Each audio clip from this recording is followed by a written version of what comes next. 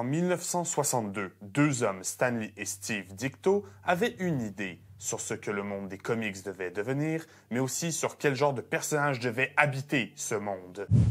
On parle d'une époque où DC Comics était le maître, où les super-héros étaient des figures divines représentant un idéal, des êtres supérieurs que le public pouvait admirer. Ce qui importait, c'était leur pouvoir, leur puissance, mais aussi et surtout leur morale incorruptible. Vient ensuite ce qui sur papier est de loin la pire idée de tous les temps, l'histoire d'un jeune homme nommé Peter Parker, mordu par une araignée radioactive, développant des super-pouvoirs d'araignée. Stan Lee, notre dieu à tous, confiera en entrevue que les éditeurs disaient que Spider-Man ne marcherait jamais. Parce que les gens détestaient les araignées, mais aussi parce qu'un super-héros adolescent avec des problèmes d'argent et de gestion de vie de tous les jours, eh bien, ça ennuyait le public. Et ce n'était pas la figure de surpuissance auquel ils étaient habitués de s'identifier. S'ensuit alors la mort de la série de revue Amazing Fantasy avec son 15e et dernier numéro. Et si on s'accorde à Stan Lee, les éditeurs s'en battent royalement les burnes de ce qu'on met sur le dernier numéro d'un magazine sur le point de mourir. Stan Lee a donc appelé Ditko et lui a rappelé le personnage de Peter Parker qu'ils aimaient tant,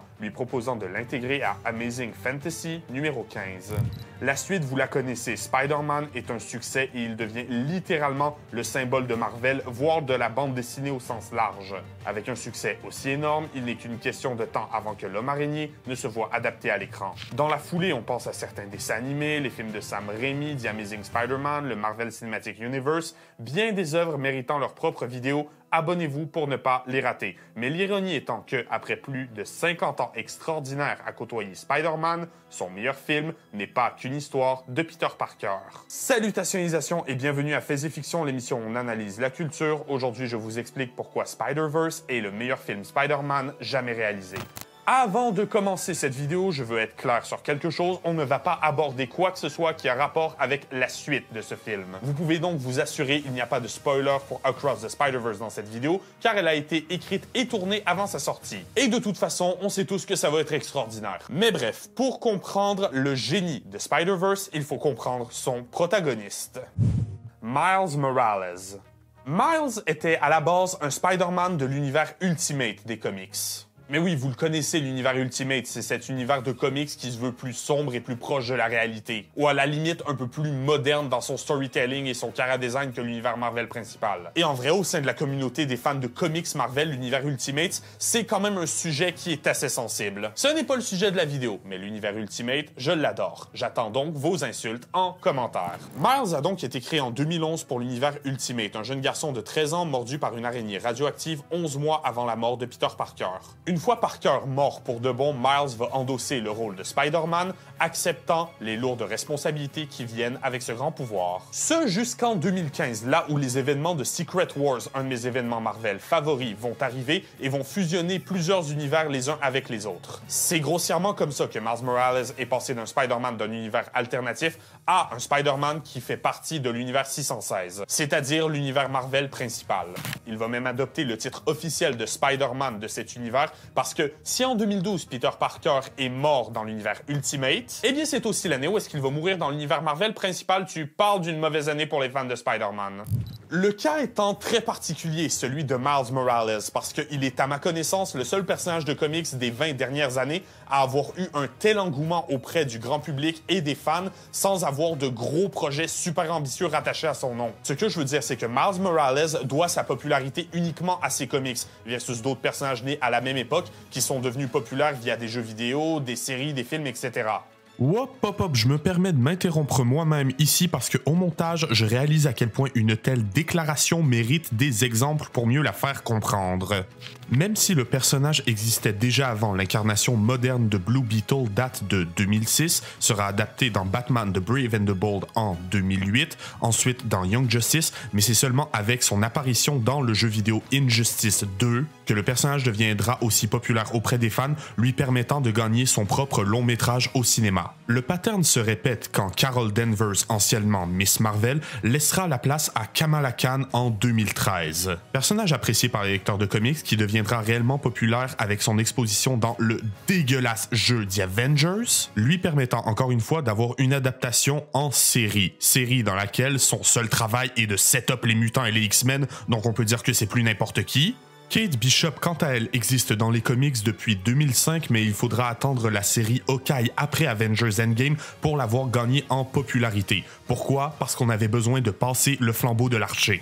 Et le pattern se répète pour plein d'autres personnages que l'on voit apparaître aujourd'hui dans le MCU. Ils ont droit à leur série ou leur film du simple fait qu'on a besoin de remplir les salles et les services de streaming. Mais Miles Morales est, selon moi et selon mes recherches, le seul personnage à être devenu aussi populaire seulement avec ses apparitions en comics. Soyez sûr de visiter les commentaires pour me donner des contre-exemples, insulter moi et toute ma famille, mais pensez bien à vous abonner et activer la cloche au passage.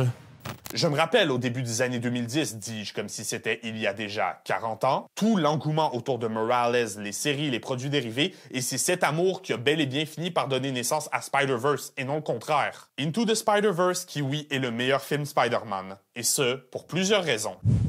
Changement versus évolution. Les meilleures histoires de Spider-Man sont presque toutes des histoires de passage à l'âge adulte, du simple fait que le public cible est souvent au milieu de l'adolescence et donc qu'ils se préparent à de grands changements dans leur vie. Alors passer à l'âge adulte, c'est bien, mais quand on s'appelle Peter Parker et qu'on le fait en boucle depuis 1962, pas très utile. Et les éditeurs de Marvel, ils le savent, c'est pour ça qu'au fil du temps, on a vu plusieurs histoires de passage de flambeau apparaître. Ça peut être comme dans le MCU avec Peter Parker qui devient un mini Iron Man, totalement ignorant les bases de ce qui fait Spider-Man, ou je vais pas me faire des amis avec celle-là. Non, non, non, non. Alors pour mieux comprendre cette notion de passage de flambeau et faire évoluer le personnage, on peut penser que Peter Parker passant le mental de Spider-Man à quelqu'un d'autre, c'est un concept tout aussi intéressant. On a déjà essayé en 1975 avec l'apparition de Ben Reilly, le premier Scarlet Spider qui devait prendre le mental de Spider-Man et laisser Peter Parker vivre sa vie et saga des clones. C'est littéralement un des pires fiascos de l'histoire de Marvel en ce qui concerne le drama, la mauvaise écriture et le travail bâclé. Entre alors Miles Morales, un personnage qui demande de faire la même chose mais en différent. Cette fois, on ne change pas, on évolue. Il se fait appeler Spider-Man et possède des pouvoirs arachniens. Cool, donnez-lui ses propres pouvoirs comme l'invisibilité et le Venom Strike. Un costume avec ses propres patterns et sa propre palette de couleurs. Il affronte les ennemis classiques de Spider-Man comme le Kingpin ou encore le Green Goblin. Parfait, donnez-lui ses propres méchants comme le Prowler. Peter Parker est un scientifique et un artiste photographe. Parfait, on fait pareil, mais on fait de Miles un artiste graffeur, collant beaucoup plus avec l'esthétique des basses rues de Brooklyn. Spider-Man est un héros qui cartonne au cinéma depuis 2002 et dans les dessins animés depuis les années 60. Excellent. Mélangez-moi ça et voici ce qu'on obtient. Le film Spider-Verse. Vous savez c'est quoi selon moi le pire défaut du Marvel Cinematic Universe? Le manque de créativité. Même dans les projets un peu plus ambitieux avec l'univers et le world building comme Doctor Strange in the Multiverse of Madness, tu le sens que quelque part t'as juste Kevin Feige qui kick la porte et qui fait « Ta gueule avec ta créativité, donne-moi de quoi vendre des Funko Pop ».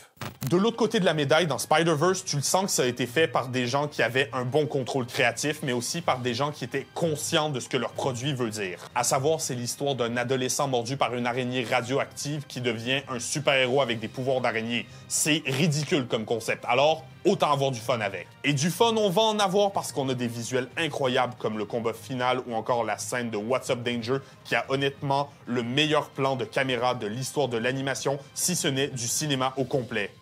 Je l'ai dit et je l'assume, vous pouvez avoir vos avatars, vos retours vers le futur, vos voyages dans la Lune, mais cette scène de Miles Morales sautant dans le vide, ayant finalement foi en ses pouvoirs, avec les buildings à l'envers devenant de plus en plus petits au fur et à mesure que l'on arrive vers le milieu du plan de caméra pour donner l'impression que Miles s'élève vers une sorte de ciel divin grâce à ses nouveaux pouvoirs, c'est le paroxysme du langage visuel et de la cinématographie en général.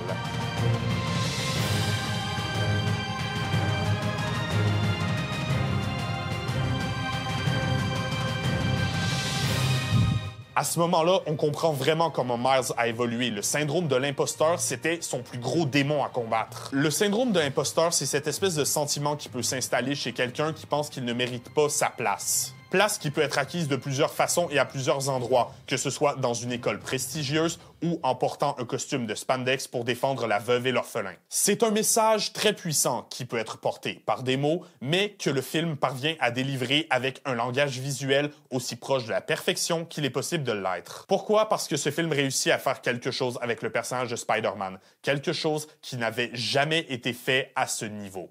Comprendre Spider-Man.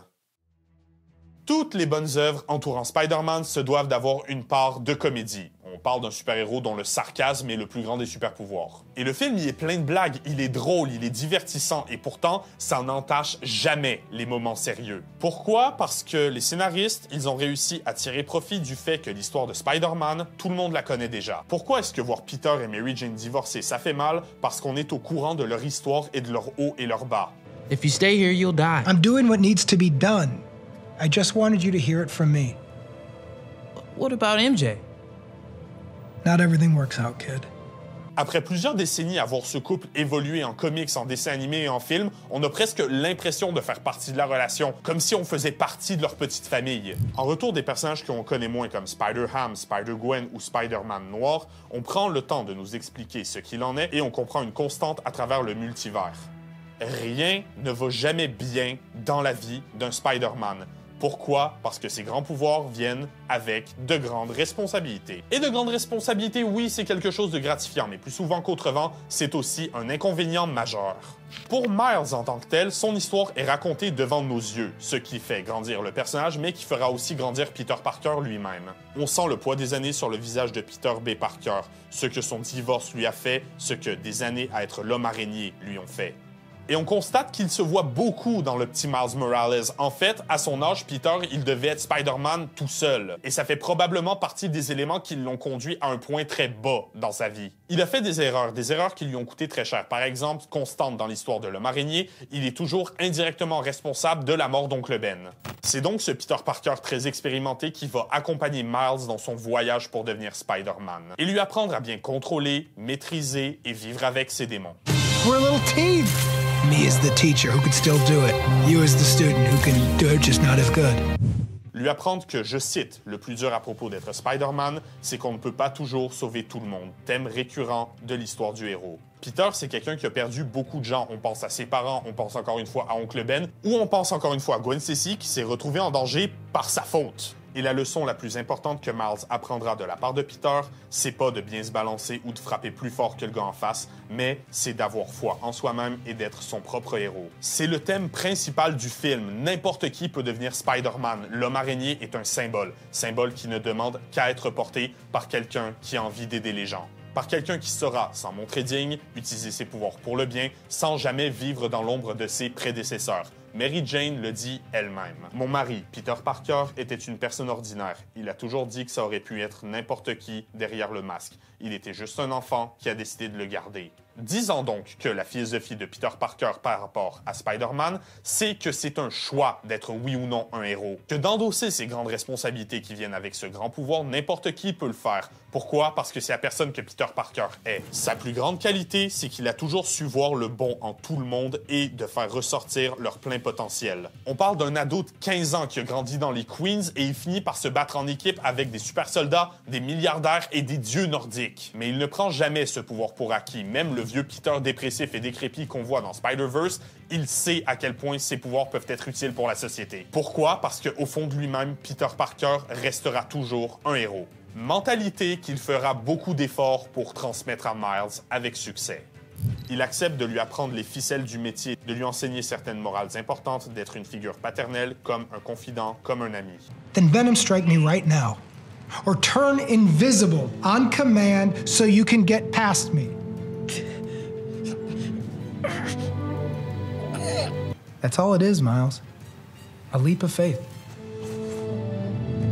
Ce qui va transformer Miles du jeune ado mal dans sa peau à un adulte prêt à mettre sa vie en jeu pour celle des gens qu'il ne connaît même pas. Grâce aux enseignements de Peter, il prendra la responsabilité qui est la sienne, sauvera tous les Spider-Man, les retournant ainsi dans les dimensions auxquelles ils doivent bien manquer, pour ensuite se retourner vers l'homme qu'il a vu 2 jours plus tôt tuer son modèle, un méchant qui jusqu'ici semblait hors de sa ligue, se lançant dans un combat qui semble perdu d'avance, sautant dans le vide avec sa foi envers ses pouvoirs, prouvant une chose. Miles Morales n'est pas juste Miles Morales. C'est pas Kid Arachnid comme dans Ultimate Spider-Man, c'est pas Spider-Boy. Il a été et restera toujours sa propre version de Spider-Man.